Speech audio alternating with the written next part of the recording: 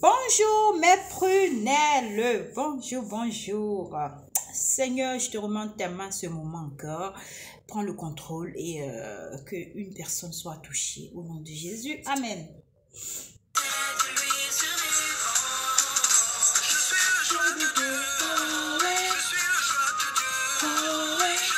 Sois le choix de Dieu.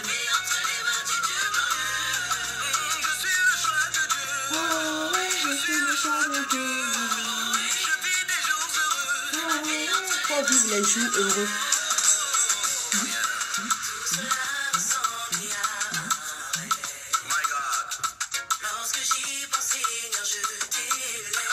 Merci Jésus. Merci Jésus. Je ne connais pas les chants, mais c'est le côté où je suis le choix de Dieu là.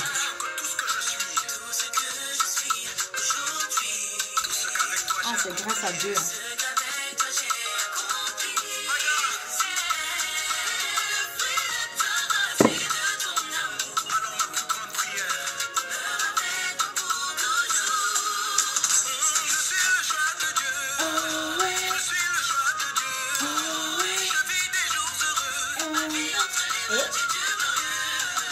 Je suis le choix de Dieu. Oh, je suis le choix de Dieu. Je vis le jour heureux.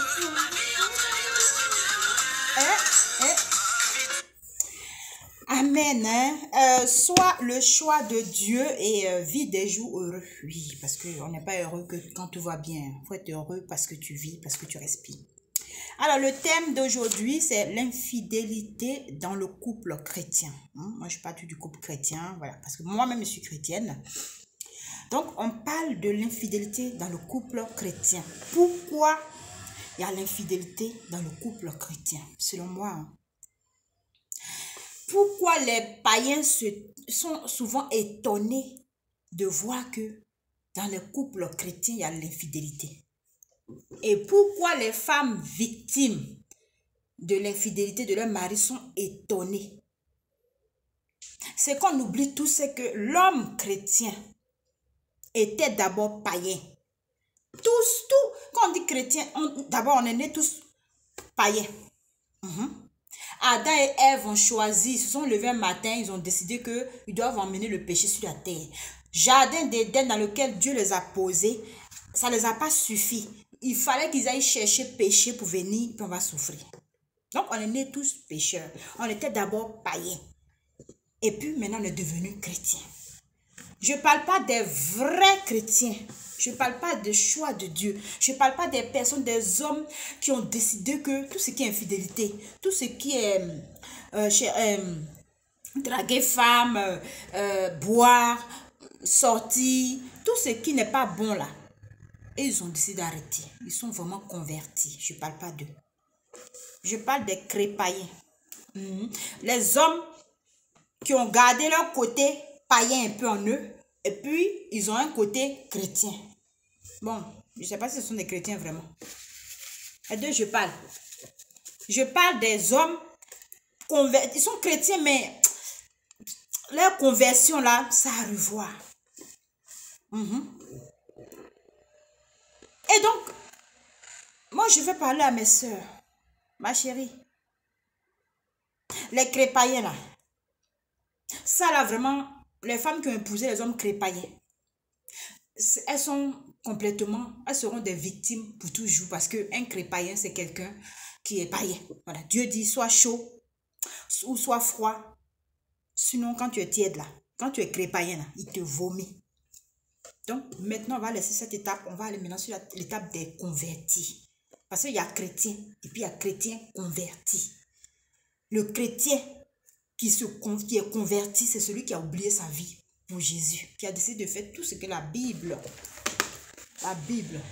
demande. C'est pas facile. C'est pas facile, mais on peut y arriver. Quand on veut, on peut.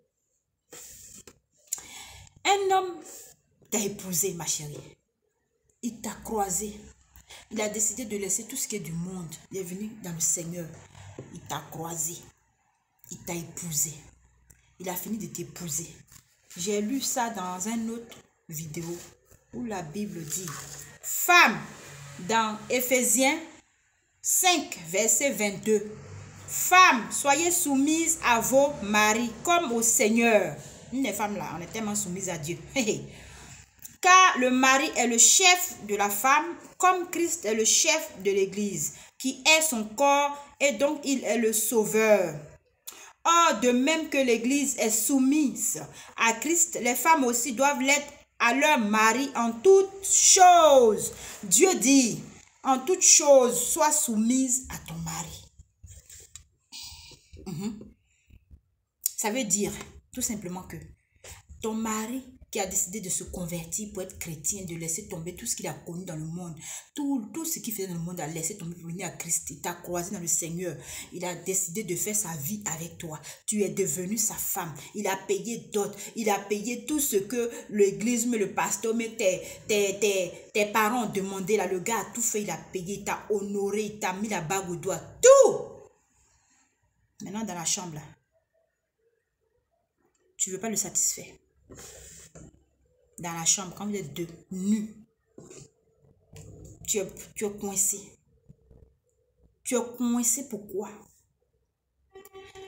Tu es coincé pourquoi?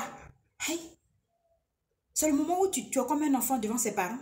Un enfant devant ses parents, il est normal. Ton mari, il te dit fais ça. Va à la cave. Il faut me faire comme ça. Ou bien attends. Moi, je vais te faire ça. Je vais descendre à la cave. Tchè. Non. Non. Ça, c'est le truc du monde. Ça, là. Où tu as enlevé. Où il faut qu'il fasse jeûne et prière pour toi. Toi, tu es possédé. Ça, là. Ça, c'est le truc du monde. Ma chérie, il était dans le monde avant de venir à l'église.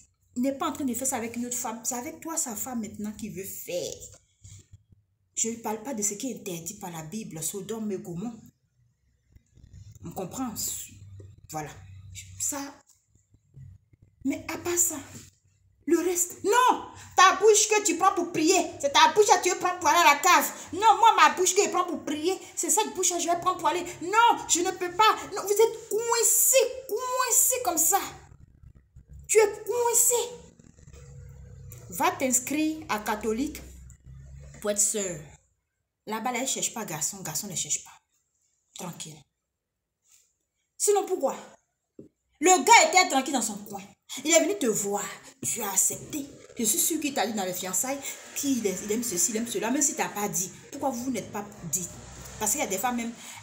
Le gars t'a tout dit, tu as écouté. Mais après, tu penses que... Non, c'est quoi? Tu le rends malheureux. Oui, il y a plein d'hommes qui sont insatisfaits dans leur couple chrétien. Il y a plein d'hommes qui sont insatisfaits. Ils ne sont pas satisfaits. Elles ont des femmes coincées. Elles sont trop spirituelles. Les TTS. Très spirituel. TTS. Très spirituel. Elles veulent pas. Dans la semaine, elles vont faire programme, calendrier. Non, quand fait une fois par semaine, le reste du temps, on va accorder ça à Dieu. Non. Tu aimes trop durer. Il faut faire un peu, ça a fini. Non. Tu aimes trop les trucs, ça c'est pervers. Ça, ce que tu veux faire là, ça c'est des trucs sataniques, démoniaques. Ça là, où ça? C'est ton mari. C'est ton mari. La Bible dit, alors elles doivent être soumises à leur mari en toutes choses. On n'a pas dit si ton mari dit va braquer, il faut aller braquer. On n'a pas dit non. Le mari chrétien ne va jamais te proposer des choses comme ça. Mais il veut être satisfait. Parce que en fait, il faisait ces choses-là dans le monde avec ses copines là. Puis il les a laissées, les mis à Christ, puis il s'est marié. Donc l'envie vient. C'est pas, moi je ne pense pas que c'est un péché. Au contraire, tu retiens ton mari à toi parce qu'il est coincé, il est condamné à ne pas te tromper. Il est condamné à finir sa vie avec toi. Tu es tout pour lui. Et toi, tu ne veux pas. Mais il est malheureux. Le gars, il va sortir même. Il va être rétrogradé. Le gars, il va être rétrogradé. Parce qu'il ne va pas comprendre. Il est coincé, il ne peut pas aller voir ailleurs. Mais sa femme qu'il a pris aussi, elle est coincée. Elle est trop spirituelle. Elle va prendre jeûne et prière. Elle va faire ceci, cela. Lui aussi, il est chrétien. Il faut aller marier un crépaïen, tu vas voir. Va marier un crépaïen. Il va prendre ses bagages, il va partir. Il s'en fout de la vie du pasteur. Parce qu'il n'est pas chrétien totalement. Il est chrétien et il est païen. Mais tu as eu la chance d'avoir un chrétien converti. L'homme te demande. Il y a des femmes même là. Leur mari est beaucoup demandeur. C'est des témoignages que j'ai, hein. Je ne suis pas en train d'inventer, je ne peux pas seulement dire le nom des personnes. Le mari est beaucoup demandeur. Et toi, au lieu de t'adapter au corps de ton mari, pouvoir quand même essayer de le satisfaire. Si le gars, il aime faire l'amour du 1er au 31, au moins dis-lui, mon mari, pardon, dans la semaine, on fait au moins 3 fois, pardon, 3 à 4 fois, pardon, mais du lundi au dimanche, pardon. Il peut comprendre, mais il faut quand même t'arranger pour le satisfaire. Parce qu'il t'a marié pour ça, en fait. Il t'a marié pas pour donner à manger seulement, c'est pas pour faire enfant seulement. Mais il y a des femmes qui se marient, c'est pour faire leurs enfants, c'est pour avoir une famille, une bague au doigt, on va dire, elles sont mariées, c'est tout. Mais la chambre, là, ça compte aussi. Parce que tant que vous n'êtes pas passé par la chambre, le mariage n'a pas été consommé.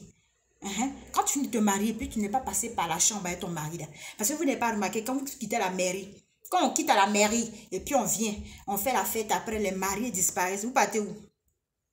Vous partez où?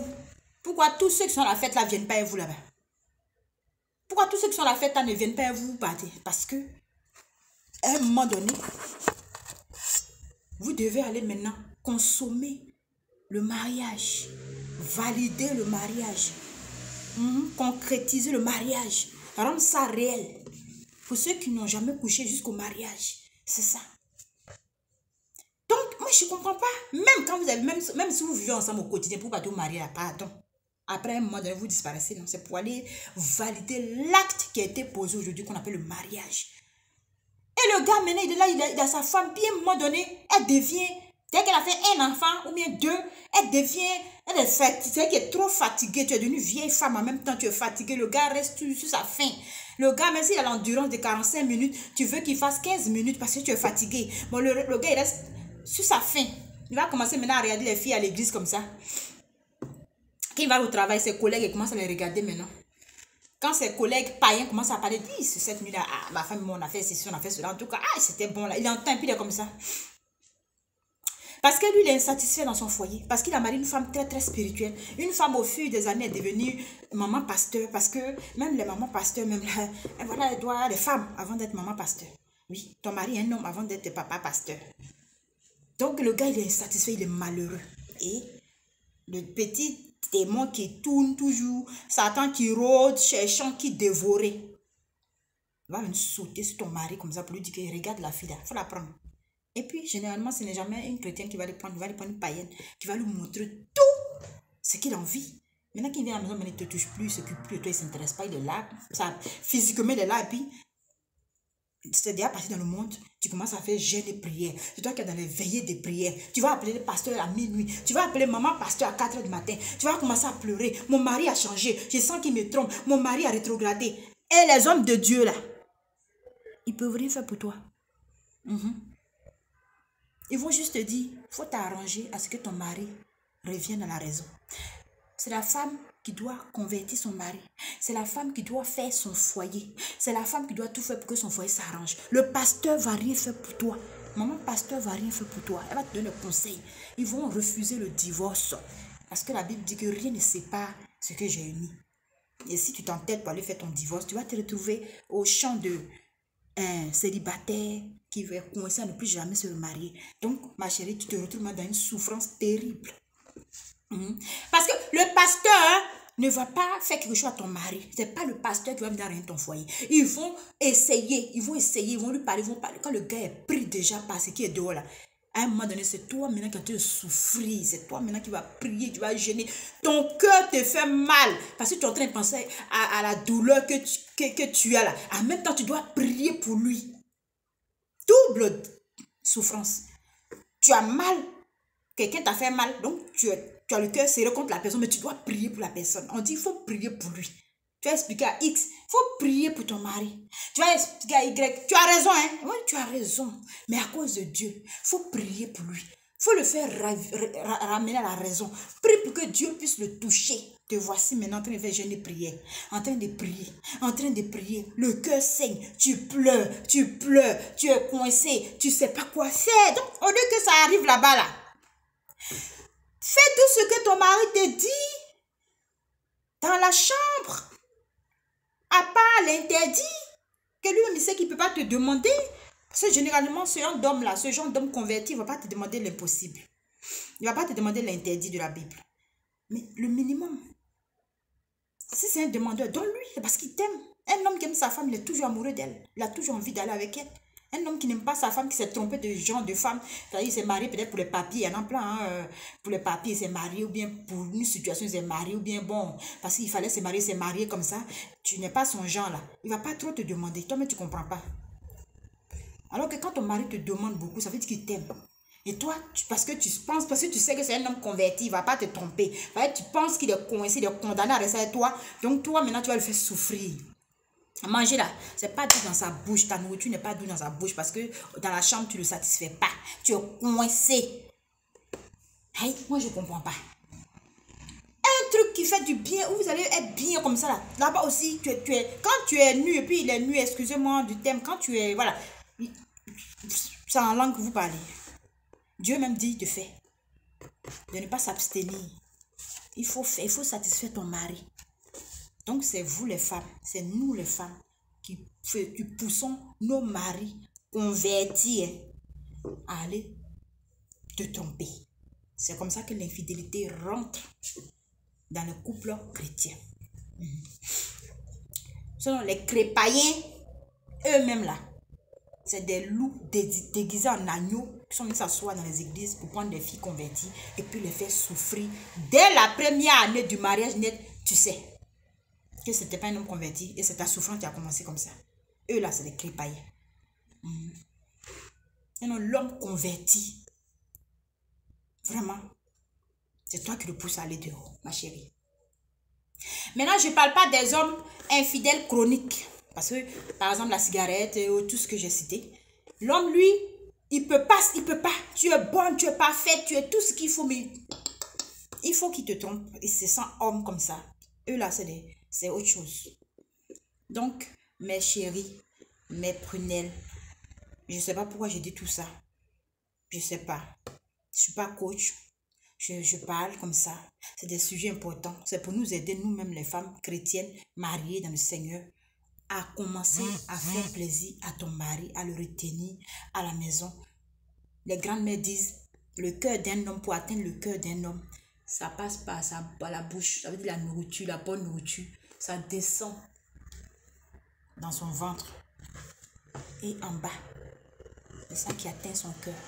Quand par la bouche, la nourriture est bonne, et que dans la chambre, c'est bon aussi, l'homme, il est satisfait.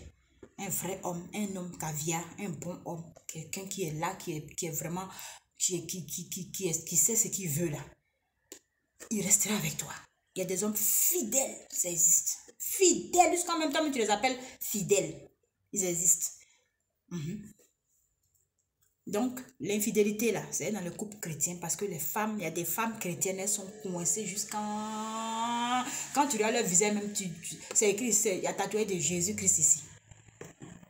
Arrêtez d'être coincé. Il faut satisfaire ton mari. Merci, mes prunelles.